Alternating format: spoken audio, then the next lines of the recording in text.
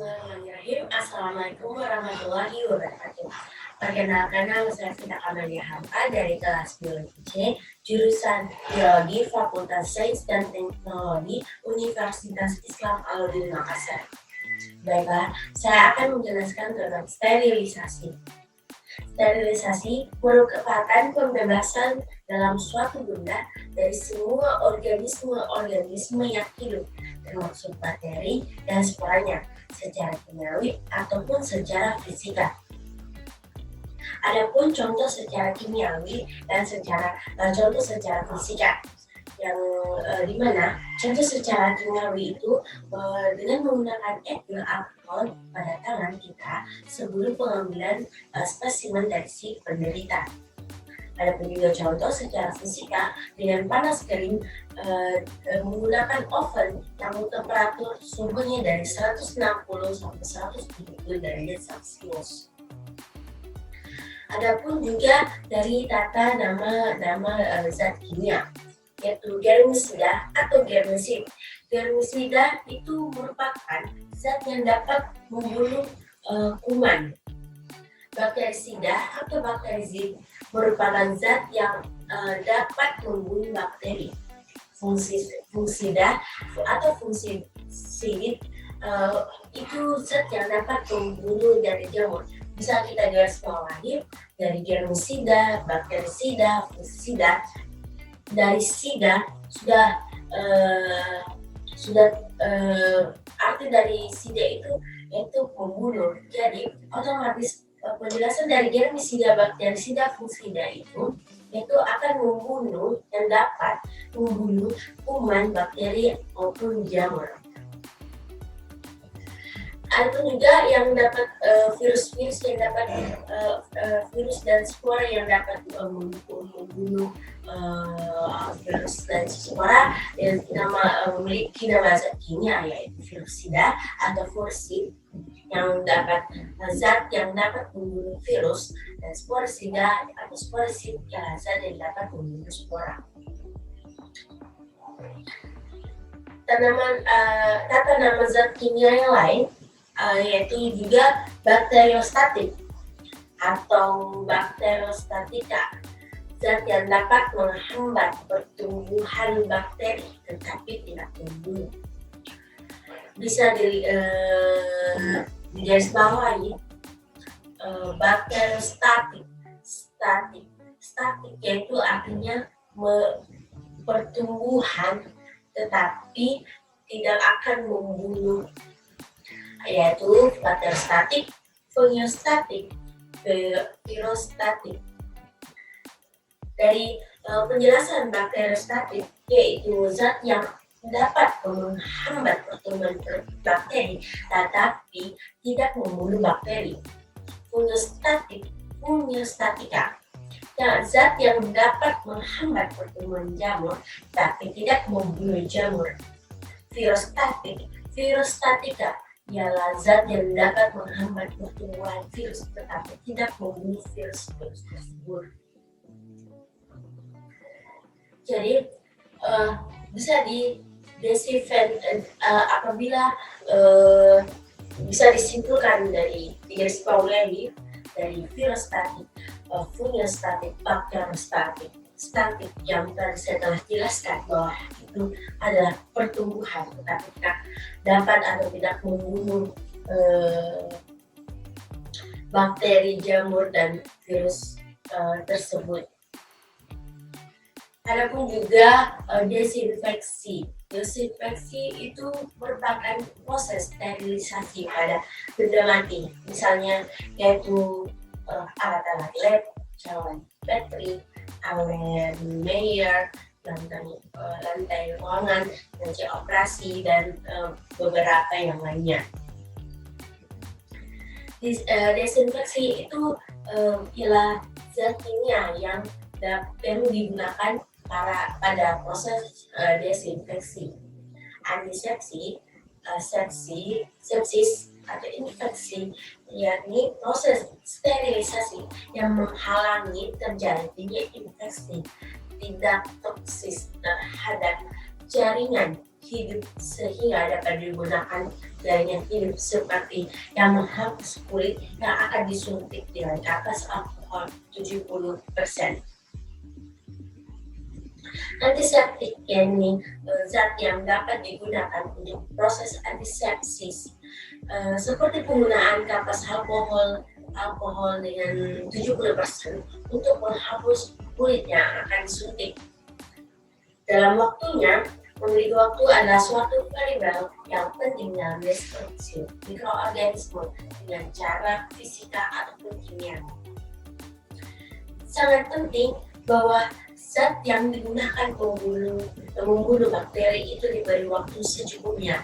Namanya waktu yang digunakan akan tergantung pada jumlah populasi dari bakteri. Adapun cara-cara sterilisasi dari desinfeksi. Yang pertama yaitu pembersihan. Apabila kita ingin menggunakannya, pertama-tama itu kita terlebih dahulu dengan mencuci alat dan dengan air yang mengalir. Sterilisasi awal pada alat yang dibilas dengan air mengalir, tidak dengan menggunakan air yang telah ada di dalam wadah, karena lebih steril dengan menggunakan air yang mengalir.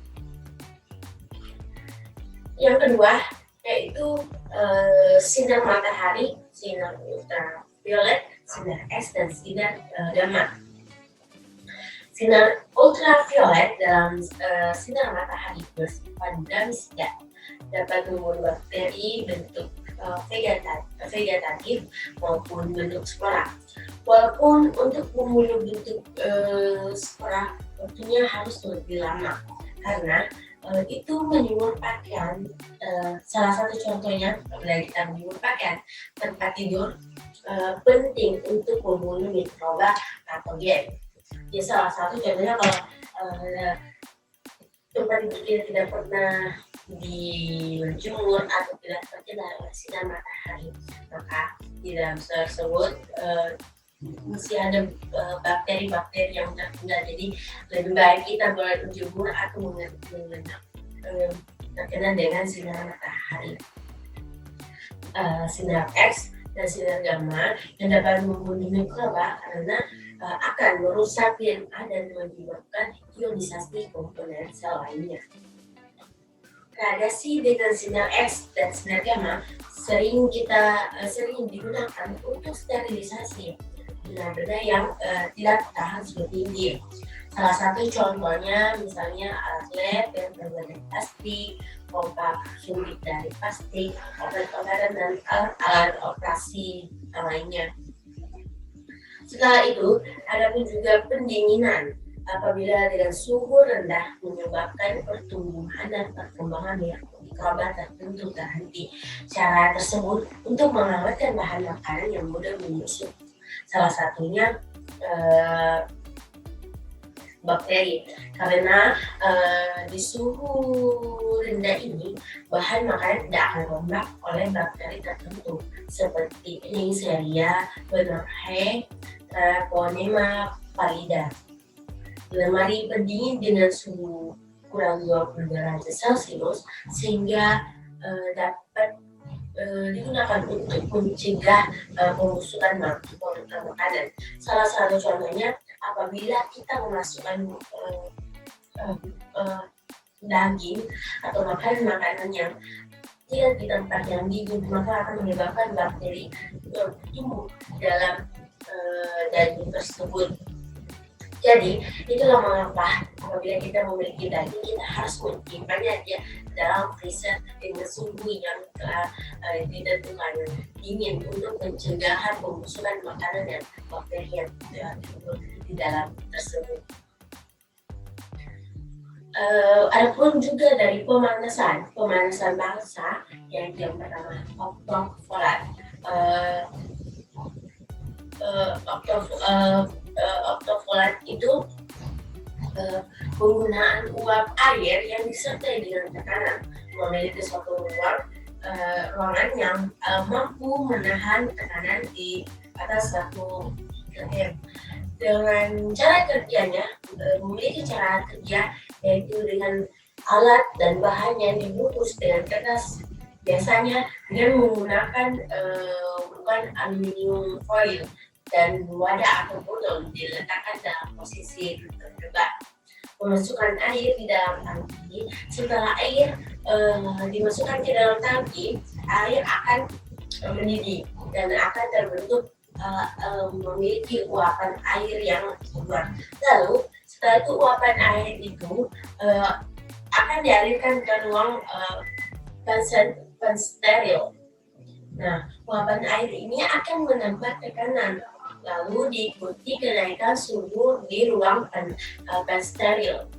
Dan tekanan tersebut telah tercapai 1/2 dan suhu 121 derajat Celcius.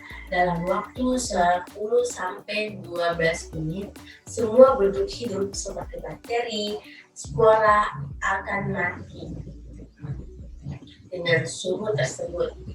Yang kedua, merebus atau boiling merupakan teknik disinfeksi termurah dan sangat-sangat murah. Waktu yang dimiliki yaitu setelah airnya mendidih yaitu waktu selama 15 menit. Sel vegetatif yang akan mati dalam waktu 5-10 menit.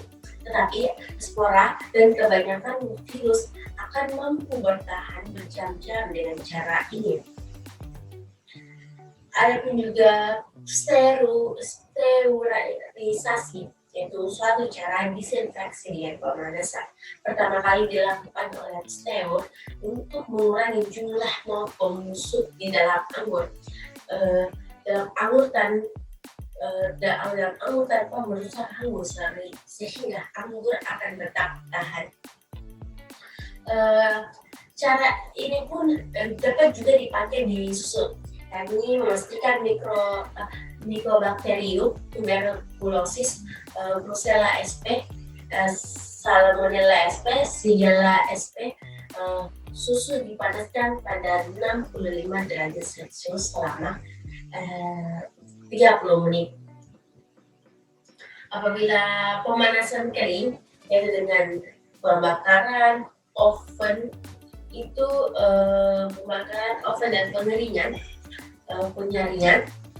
itu memiliki tahap tersebut, di mana pembakaran merupakan cara sterilisasi yang memiliki 100% efektif dan terbatas penggunaannya. Bio oven untuk alat-alat yang dari gelas seperti tablet XS, robot, dan alat-alat dari kartun. Pemanasan sampai 170 derajat selama 1 jam atau 140 derajat selama 2 jam. Bila ada bahan dari kartun, jangan lebih dari 180 derajat. Jika suhunya belum mencapai 100 derajat, oven jangan dibuka karena alat-alat gelas akan pecah dengan pendinginan yang mendadak.